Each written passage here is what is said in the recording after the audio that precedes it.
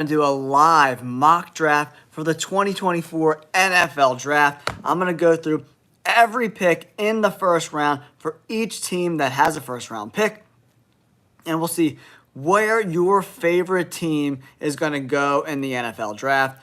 The Bears are on the clock with the first pick of the NFL Draft. Excuse me. Where do the Bears go? It's pretty obvious to me that the Bears are going to go with Caleb Williams. In my opinion, Caleb Williams is the best player on the board. If you look at him, guys, he had over a 90 PFF grade every single year in college. He threw for 4,500 yards last year in college, 3,600 yards, had over 117 rating each and every year. It's a no-brainer. The Bears are going with the one and only Caleb Williams. So in the chat, I'm going to type in who each team picks. Number one, Chicago is going Caleb Williams. All right, guys, now we're on to the second pick. Caleb Williams goes number one to the Bears. Where do we go next? The Washington Commanders are on the clock at number 2.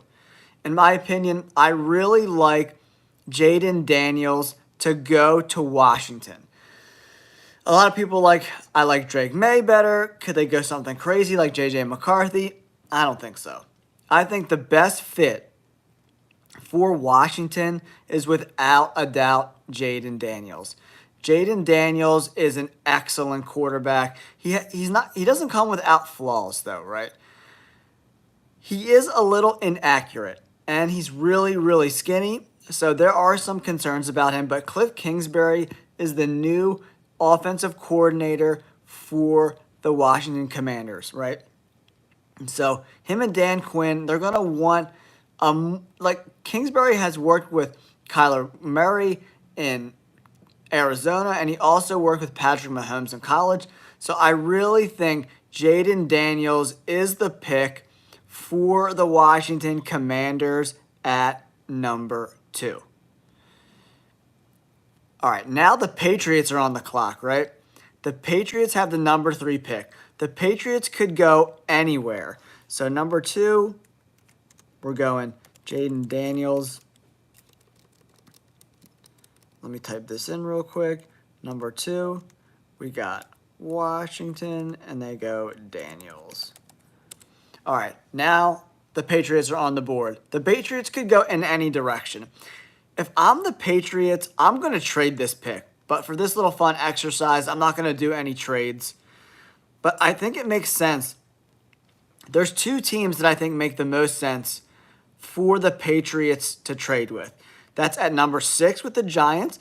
I'm hearing a lot out of New York saying that they're done with with Daniel Jones, So, do they pick a quarterback early, or do they wait to the second round and get a guy like Spencer Rattler to compete and push Daniel Jones?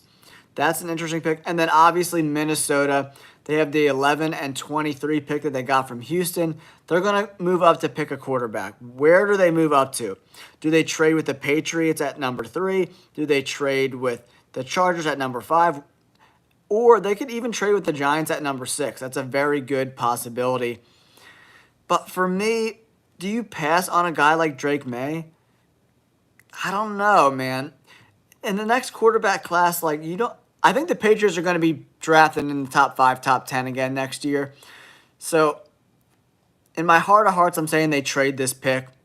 But for this exercise, I think you go. Where do you go? I'm thinking you go.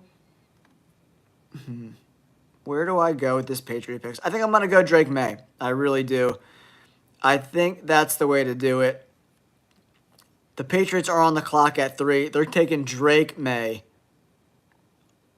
at number 3. They need a quarterback. You can't win in this league without a quarterback. So number 3, the New England Patriots are taking Drake May. All right, now we're on to number 4. The Arizona Cardinals are on the clock. This is one of the easier picks in the draft for me. I think Arizona is going to go wide receiver 100% of the time. Whether it's Marvin Harrison Jr. or Malik Neighbors, it's up to you. I like Malik Neighbors a little bit better than I like Marvin Harrison Jr. But I think the Cardinals are going to go Marvin Harrison Jr. for sure. So the Cardinals at number 4 are taking Marvin Harrison Jr. Now, on the clock, the Chargers are picking at number 5.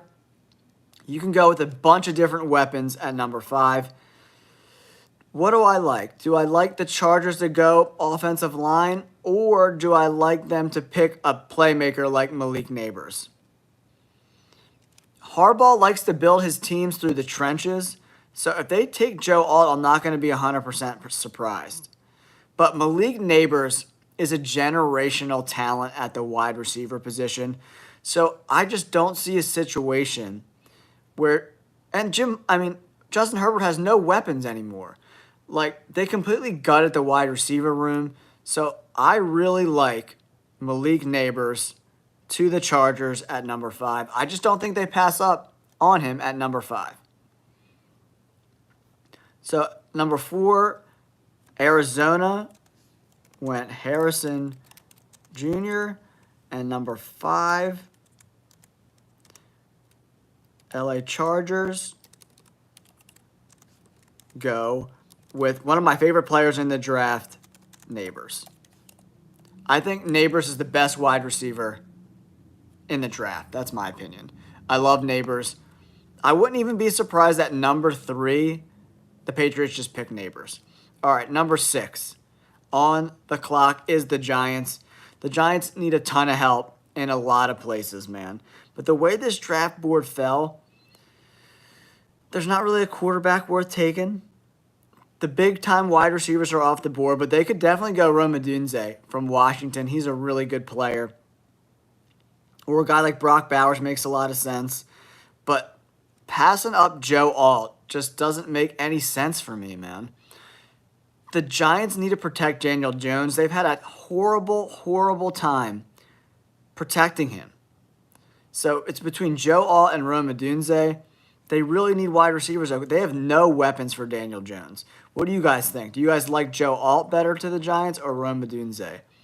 To me, I want to protect Daniel Jones, but the offensive line for the Giants is not nearly as bad as some people think it is.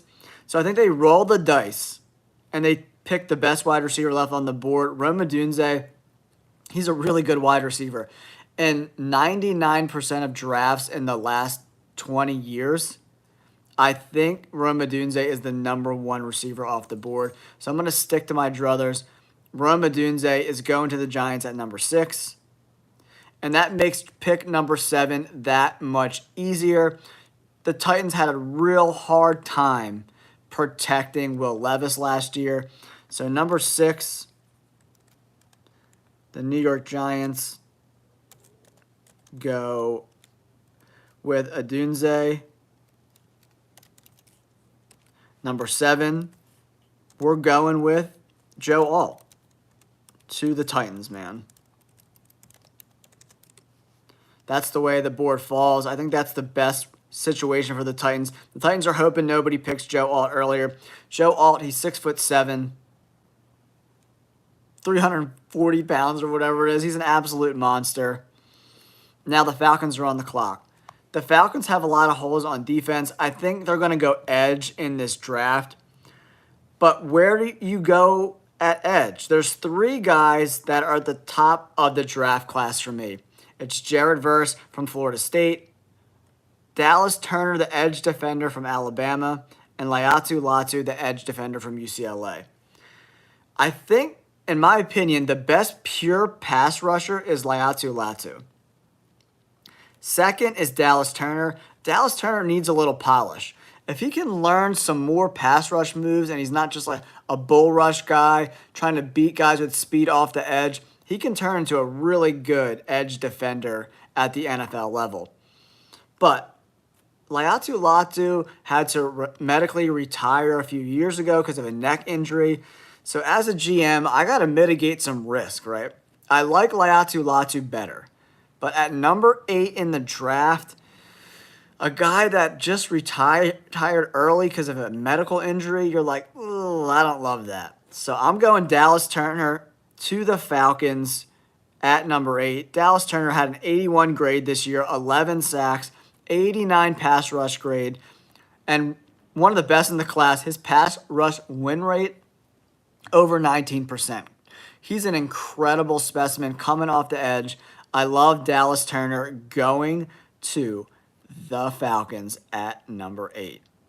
All right, now, all the good wide receivers are off the board for the Bears. So now where do they go? They have pretty good tight ends with Naft. So I don't know if Brock Bowers is a possibility there. They could go D-line. Byron Murphy II is my favorite D lineman left on the board right now. Or do you go like Tulis Fuaga to help protect Caleb Williams? The more I think about this pick, the more I value protecting Caleb Williams. And Fuaga is the best offensive lineman left on the board right now. And I think that's the way the Bears go, because Fuaga can play both tackle positions and both guard positions. So I really like the flexibility that gives the Bears. Fuaga is going to the Bears at number 9. So number 8, we went Turner. And number 9, we go Fuaga to Chicago. And now we are on the board at number 10, the Jets. I like the Jets to take an offensive weapon. They brought in some offensive linemen at left tackle and right tackle. The former left tackle from the Cowboys, Tyron Smith, is now protecting Aaron Rodgers' blind side. So let's give Aaron Rodgers, in my opinion, the absolute best weapon in the entire draft class. Brock Bowers, the tight end from Georgia. This dude is an absolute monster. 90 grade in 2021, 90 grade again in 2022. This year, 71 targets, 56 receptions, 700 yards, 6 touchdowns, 87 receiving grade. He's just got the best hands of any tight end that I've seen in years. At number 10, the Jets are taking Brock Bowers. All right, now on the clock is the Minnesota Vikings. They probably are going to trade up in this draft to get a quarterback. But the way the board fell, J.J. McCarthy's still left, Bo Nix is still available, and Michael Penix Jr. Michael Penix Jr. throws the best deep ball in this class, in my opinion, on the tape. Bo Nix is an unbelievably accurate passer. He completed well over 70% of his passes at Oregon this year, 93 grade. I mean, this dude, unbelievable. 77% of the passes he threw this year were caught. That doesn't even make any sense, man. He is an extremely accurate passer of the football. Or do they roll the dice on a guy like J.J. McCarthy? It seems like J.J. McCarthy's stock is growing more and more and more and more. He was at Michigan, obviously won a national championship, right? But he wasn't asked to do a lot because they ran the ball so much. But a lot of times they did ask him to do stuff. It wasn't the perfect situations. It was like 3rd and long, 3rd and 9, 3rd and 7, 3rd and 6. Go make a play, dude. We ran the ball 20 times in a row. Now it's your turn to make a throw. And he made a lot of throws. Him and Roman Wilson were great together. So I think the Vikings are going to roll the dice and go J.J. McCarthy. Next up, on the clock, is the Denver Broncos. I think they go quarterback too. I really do. The way the board fell, there's a good I think Bo Nix is getting slept on a little bit, guys. I really think Bo Nix is getting slept on a lot in this draft. So Bo Nix, in these advanced stats that PFF does, so his adjusted completion percentage was over 85%. So I think Bo Nix is going to the Broncos at number 12. And the Raiders, I think they go defense here. The Raiders have a lot of needs. It says quarterback, running back, O-line, interior defensive line, linebacker, and corner. To me, The Raiders are taking the best cornerback left on the board. Well, they're taking the best cornerback in this draft, actually. Quinyon Mitchell is an absolute savage, man. He's got good size. He's a willing tackler. He's got great ball skills. Quinyon Mitchell is a dream pick for the Raiders. If I'm the Raiders, I'm going to probably try to get a quarterback in the second round. But I really like just building out this defense and making the Raiders defense one of the best defenses in the NFL. And when you get a guy like Quinyon Mitchell, he's an absolute stud. All right, the Saints are on the board right now. They need some D-line help. They need some offensive tackle help too. So for me, when I'm looking at New Orleans, I want to protect Derek Carr. You need to give Derek Carr some time to be effective. And Troy Fontano and Olu Fashanu are the best tackles left on the board. I like Olu a little bit better. I actually like J.C. Latham a lot too. All three of these guys, you can't really go wrong. I think they're going to take an offensive lineman. I'm going Olu Fashanu to the Saints at pick 14. Yeah, it sucks, man. The Texans don't have a first-round pick this year, unfortunately. So they're going to have to really, really, really draft a lot better. So I'm going.